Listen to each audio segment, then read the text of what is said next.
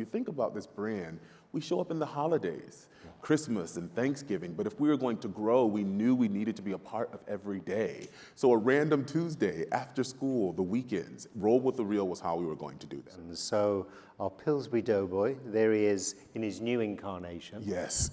Before we dig into him and poke him in the belly a bit, tell us again a little more about where General Mills, and your department, the design thinking, and the number of brands you have, how many you're working on at any time, and your brand values which are here.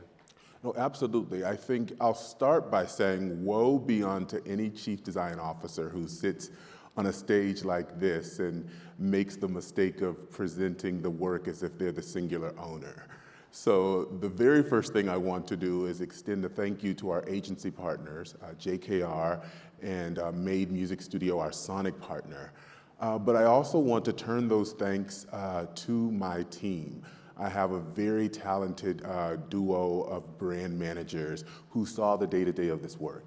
And their names are Jocelyn Olson and Amanda Lee. And we have 100 brands in the stable, and I have to have my eyes on all of them. So it means I can't be in all the rooms all the time. So I need that team to be able to do it, and they are a great team to make that happen. And so this is about collaboration, but Jocelyn and Amanda and I and even our agency partners, we have to translate, innovate, and ultimately design for the aim of driving growth. And when we think about that growth, it is very, very explicit at General Mills. My boss is our CMO, Doug Martin, and he made a declaration that our job, our legacy at General Mills is going to be to build iconic brands. And you may wonder what he means by iconic brands. What he really means is brands that are distinct and brands that are enduring. And we can probably even show that in the next slide. And what's interesting about enduring brands is that they are brands that stand the test of time. They're here for the long run. They're inherently human. They're also inherently authentic, and they're experience driven. And what's great about them is that they participate in culture, but they also evolve with culture. And then if we shift and think about those brands that are distinct, the greatest brands that are distinct have a strong sense of identity. That means that they know who they are. They're unique, but they also are rooted in their origins and their history. And they understand that they are showing up for a particular consumer. They understand who they serve. And they also understand, and it's simple, enduring human truth. And that distinctness is important because it's about growth. One of the strange things about the category that I'm in CPG, or as my European friends would say, FMCG, fast moving goods, is that we have what we call a leaky bucket. Our brands lose about 40% of their consumers every year. So we have to recruit those people to bring them back to the brand. And if we just recruit that 40%, we'll stay flat. To grow, we actually have to recruit beyond that 40%. And flat is not acceptable. Flat is not acceptable. If flat is here, then a new guy will be sitting in this chair next year. So distinctness is part of how we generate that growth, and it's very, very important. And so when we tell this Pillsbury story, we can get into it. There's our boy. I'm going to steal your first question because I know what you're going to ask me, or I'm going to guess. And probably one of the things you're wondering is, why the hell would you touch this brand now?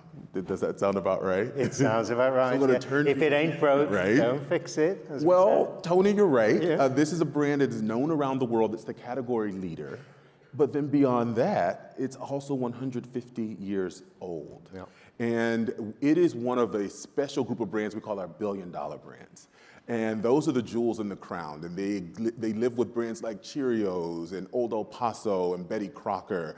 And how many billion-dollar brands? There are 9 of them. 9, okay. But the number one rule that I've been given as chief design officer is that you don't break the billion-dollar brand.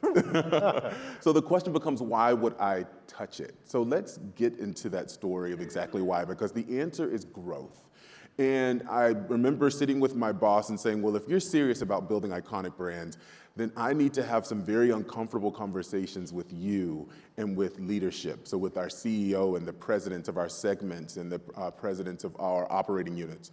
Well, so if we're serious about this, we've got to actually rewrite the rules of brand identity. Those traditional guidelines that cover Pantones and type, that won't work. We need to think about multi-dimensional brand worlds that are based in experience. What it also means is that some of that old sense of serving up content to our consumers, they have to participate with us. And our assets need to be dynamic and flexible. And when I say brand world, that's really the sort of the root of experience. I mean, beyond the assets that are on packaging, these are dynamic assets that are things that you can touch, assets you might be able to smell, you might be able to also hear. So sonic is a part of that as well as taste. And so when we started this Pillsbury work, we first took an audit of the Pillsbury brand, of that brand world, and we identified the existing assets, and we knew we needed to evolve those. This you do internally, it's your own This research. internally. Yeah. And it's very important. I think part of it is that I lived a life where I was on the agency side and I got served many a terrible brief. Yeah. And so I said, when I move to the client side, I'm going to make sure I do my agency partners a bit of a favor by bringing clear briefs. So we're very clear on the business solution or the business problem that we need to solve. And we also are very clear on the design challenge that we need those agencies to be able to speak to. So in this case, we looked at the existing assets. We knew there were assets that existed. We'd evolved those. But then there were ones that didn't at all. Yeah. And then all that has to lead to an idea. Yeah. Now, at different times in my career, I'm this strange strategist designer hybrid. Yeah. So what that really means is that at different times in my career, I've led design, I've led strategy, and sometimes I've led both at the same time.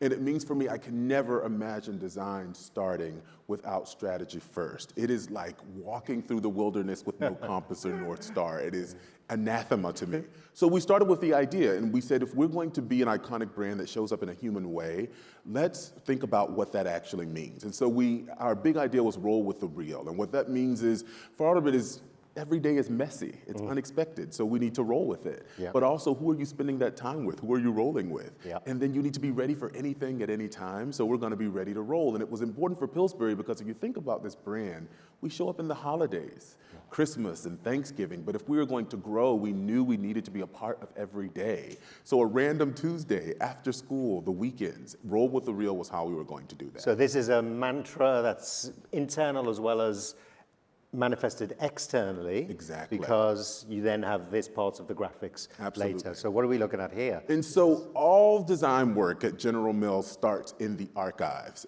It is my favorite place in the company. If I could have any other job besides the one I have, I'd have to take a pay cut, but I would be an archivist. And this is where the history of our brands live. And so every single project we start by flying our agency partners in, and we spend a day in the archives. And it's important because suddenly we're being infused with the 150-year history of this brand, and you can touch it.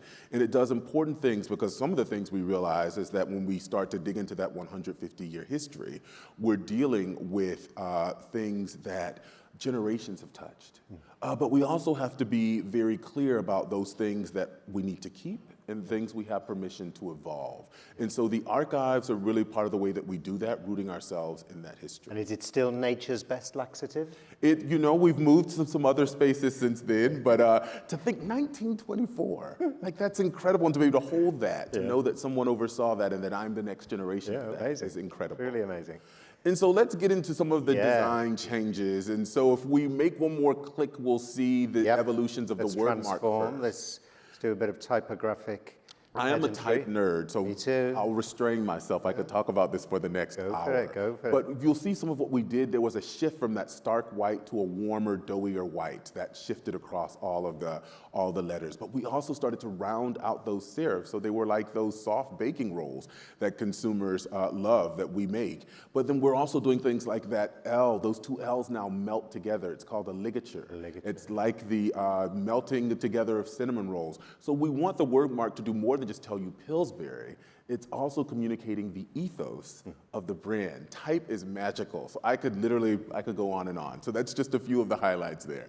But let's take you through the rest of the world. So you've been hearing that little sound piece. That's our new Sonic logo, but I'll start with the barrel head. That barrel head is rooted in Pillsbury's history. It was a mark of excellence and quality, but we wanted to make sure that we were now making it updated. So those dots now also speak to the timer of a baking clock. We're also going to roll out merchandising that's based on it, but this is now a 3D form. Look, there's a shadow down there. It's no longer flat. And then beyond that, we also have introduced that sound piece. Now, I love Sonic because any media that has Sonic attached to it performs 8.5 times better than media that doesn't. Wow. It is sticky. Yeah, it yeah. lives in memory structure. So I've been playing it in my mind for the last 24 hours. it's going to live with and you for a while. Beautiful. But then even beyond that, the primary logo is there, but also we wanted to introduce responsive logos for different contexts, all the way down to a favicon that might exist in a social media header. We have to think about that in the modern version of how Pillsbury is going to show up in the world. There's our little boy. This guy. Let's spend a little bit of time here because this was the most precarious moment of the rebrand. Now, the Doughboy is special. You know, as Clay was just saying, his government name is Poppin' Fresh. And he is about to turn 60 years old, so he's a boomer, but he's young at heart. And what's interesting about him is when we first launched him in 1965, his name Poppin' Fresh comes from the fact that he was literally popping out of a can of fresh refrigerated dough. But we would animate him through claymation. So you would have sort of this bit of a stiff way of interacting. Yeah. And since then, we've evolved him to be a 3D model. But we knew there was a chance to introduce state-of-the-art technology and rebuild that 3D model so that we could add more fluid movements. And it was a chance to make some updates. So you see them here. First thing, that doughier change from stark white to baking dough white. You see that in the Pillsbury Doughboy on the right. But we've also now gone in his handkerchief, which used to just blend. Most people didn't even know he had one. It was sort of blending in. So we introduced a modern blue and contrast there. Maybe it faded in the sun over the years. But then those eyes, we wanted them to be very human and very approachable. There were 50 meetings I sat in about those eyes. We wanted to get them right. And then his proportions. Some say we put him on a diet. We just sort of stretched him out a bit to give him, he has longer legs now, but that's how he's going to show up in a dynamic way so that he's ready to be a part of modern conversation. He's lovely. He's a little happier as well, I think. I think so too. We'll see it when you start to bring him to life. I think he's happy with the updates. But part of what that also meant was now he could show up in interesting, engaging ways like social media stickers. Now we can start to have him, he's returned to that can that he popped out of in 1965, but now he's doing it in a much more engaging way. So those stickers allow us to have interesting experiential moments in the social dimension as well, which is something the brand could never do before. And we always said from the outset that there are two heroes in the Pillsbury experience, the food and the consumer. And so we wanted to make sure that the Doughboy could now engage that food, not just stand next to it the way he used to in the past and sort of be like, ta-da, he's touching it. Oh, he's that's him, isn't it? He is in it. He's eating himself. Right? He's grabbing that cookie and I want to take it and munch on it as a snack. He's proudly displaying that cinnamon roll. So we wanted to make sure that food was hero, but that the Doughboy could now be a part of that. Yeah. Clever thinking. And then, of course, I'm a designer, so I have to talk about color. I'm obsessed with it, and everyone knows the traditional Pillsbury blue. It speaks to heritage, it speaks to trust. We decided to also modernize that, so there's a new primary blue that we call Fresh Blue that we're introducing as well that's a bit more modern, allows us to introduce contrast. But then we have these secondary and tertiary colors. So dough cream becomes a way to nod to that baking and dough experience. So we use that strategically. I've talked about it in a few places. And then that baked pastry orange, you can almost smell that color. So that orange is completely new. Completely new, but that's about the buttery flakiness of so many of our rolls that now becomes a part of the world of color. And we, because of distinctness, had to make that investment. This can be expensive, but we made the investment in a custom typeface. Gotta be done. Because we want to make sure, like I said, iconic brands are distinct. They are unique. And so Poppin' Fresh, of course, is the name of this typeface. We had to, you know, of course, use the Doughboy and to bestow his graces. And you have regular type designers you collaborate with? We do, yeah. But like I said, I'm a type nerd, so they hate me when I come in the room because I get very nitpicky. I can imagine. But then you can see how that all starts to come to life even in this out-of-home advertising where we have the type, we have now the new barrel head with the new word mark that's showing up. We also have its interaction with the food. All these things come together as a part of that new modern Pillsbury experience. So let's let the commercial do the work for us here. It was great. We made this taco crescent ring. I saw a weird bird. You came home. You came home. I rode a vacuum, and now we're eating dinner. So a few things are happening there. First, you saw how fluid that Doughboy was, how he's interacting, right? Yeah. But then think about the time of day. This wasn't Christmas. It wasn't Thanksgiving. It was a regular day after school and after work. That's what we're celebrating now, is that those days are magical and special as well. This is about that sense of rolling with the real. And you start to see it here in this new Pillsbury brand world, where you see now the animated logo, that color, the typography, the photography that's celebrating that barrel head.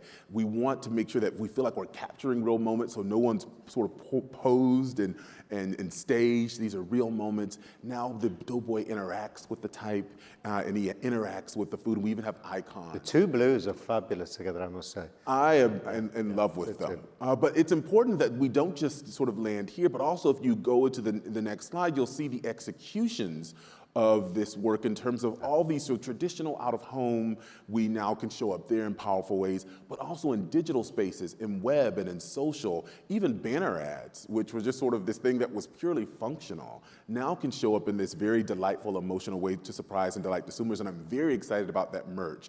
I'm gonna be first in line for those Pillsbury plates, but even things like this timer that celebrates the dots in the barrel head, all of that is possible because of this new and dynamic brand world. And new and dynamic platforms for your brand work to appear. Absolutely. In your time working in this field, PepsiCo before, now General Mills, I mean, you must have seen a massive change in what is possible and the platforms, the increasing platforms that you can present your new design, which then probably makes it a reason to rethink the brand. Absolutely. You see there's so much potential, and we want to, when you're wanting to make sure that you continue a growth trajectory, you can't leave anything on the table. You cannot stand still for a minute. Absolutely not.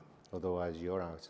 And so who could not do a good before and after? So what you see on the left is the Pillsbury of yesterday, but what you see on the right is this new dynamic brand world that's full of motion, allows us to show up in different forms of media, has reinvigorated the Doughboy to be relevant for the future.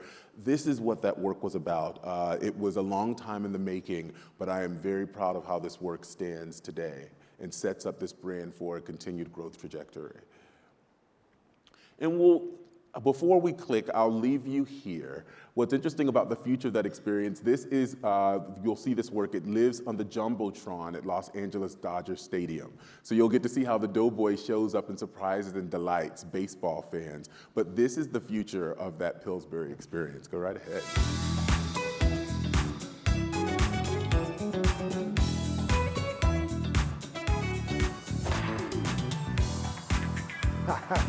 Right? I'll take some dance classes from You the choreographer? Oh, I wish I could claim that. Oh, that is wonderful. Is there one more slide here? There's just a thank you to that. So before that, I mean, we are, wow, this is Clay, you can learn a thing from us. We are on time.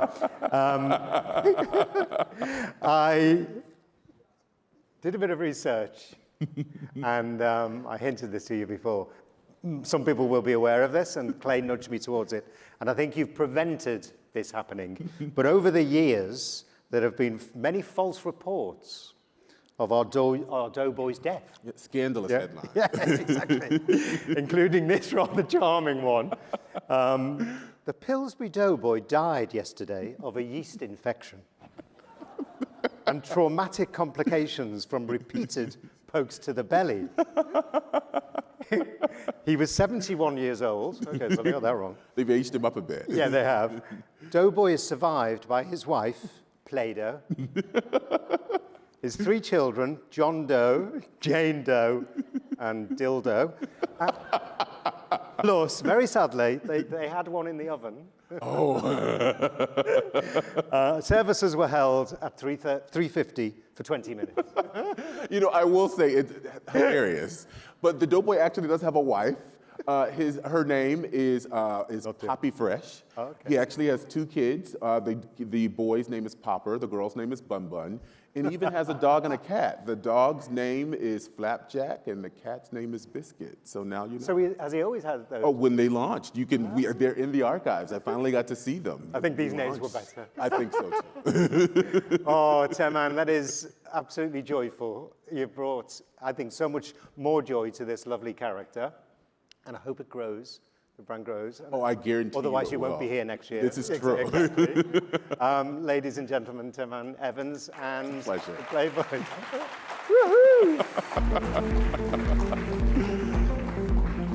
Thank you.